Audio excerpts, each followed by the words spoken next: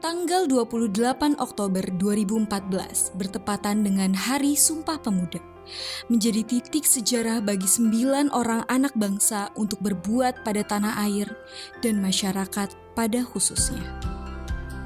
Berawal dari Budi Alfian, Asep Hasibuan, dan Suprapto, kemudian mengajak Muhammad Nur, Rustam, Mustaqim, Muhammad Rohani, Suyatno, dan Sahurman untuk intens berdiskusi tentang upaya apa yang bisa diciptakan untuk mengurangi kemiskinan.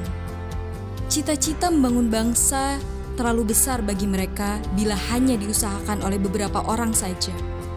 Karena itu, perlu lebih banyak orang dan anggota. Akhirnya, membuat mereka berjejaring dari kawan dekat ke relasi yang lebih luas.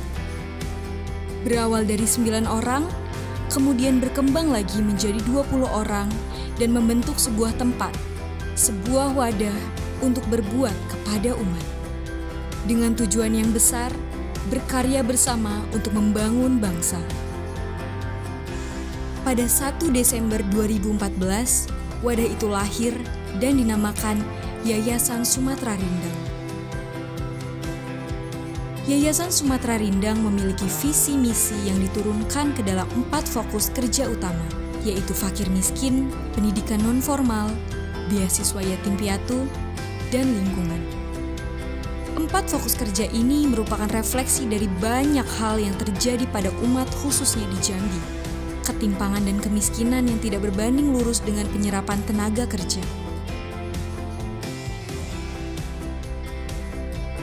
Pada tahun-tahun pertama Yayasan Sumatera Rindang berdiri, yang menjadi fokus pertama adalah anak-anak yang berada di lingkungan yayasan.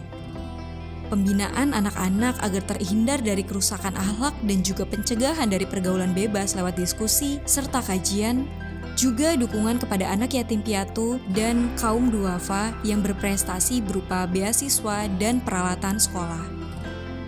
Namun, perjalanan pertama tidak pernah mudah.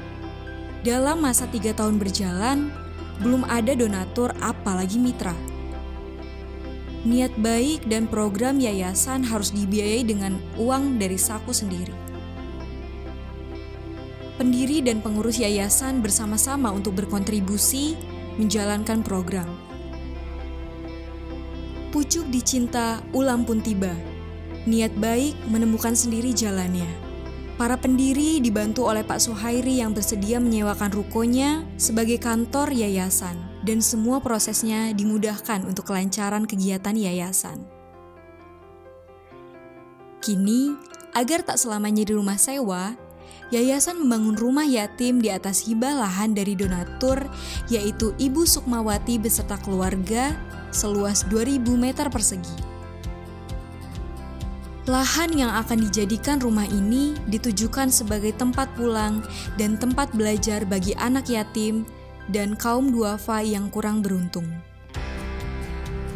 Tidak hanya itu, Yayasan Sumatera Rindang juga menyalurkan infak dan sedekah kepada fakir miskin dan duafa melalui berbagai program seperti distribusi daging kurban.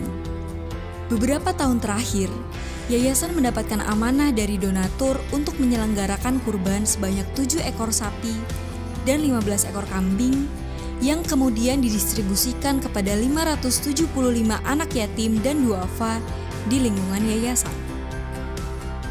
Keberhasilan program yayasan tidak bisa diraih sendiri. Ada ratusan donatur dan banyak lembaga yang bekerja sama.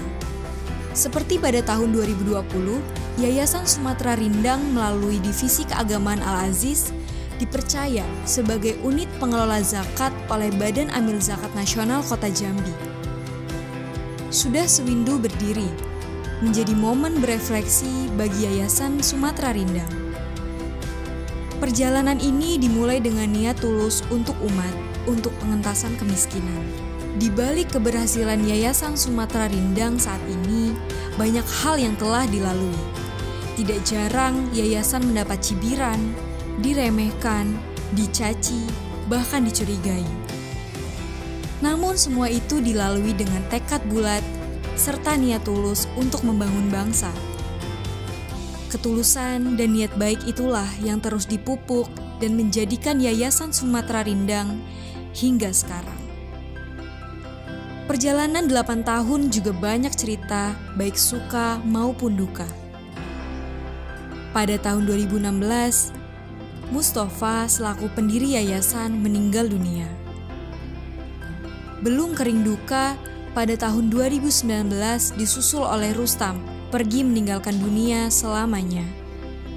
Raga mereka boleh tidak ada di dunia, tapi anggota yang tinggal tetap meneruskan mimpi bersama, melanjutkan perjuangan mencapai tujuan dari rencana awal pendirian yayasan.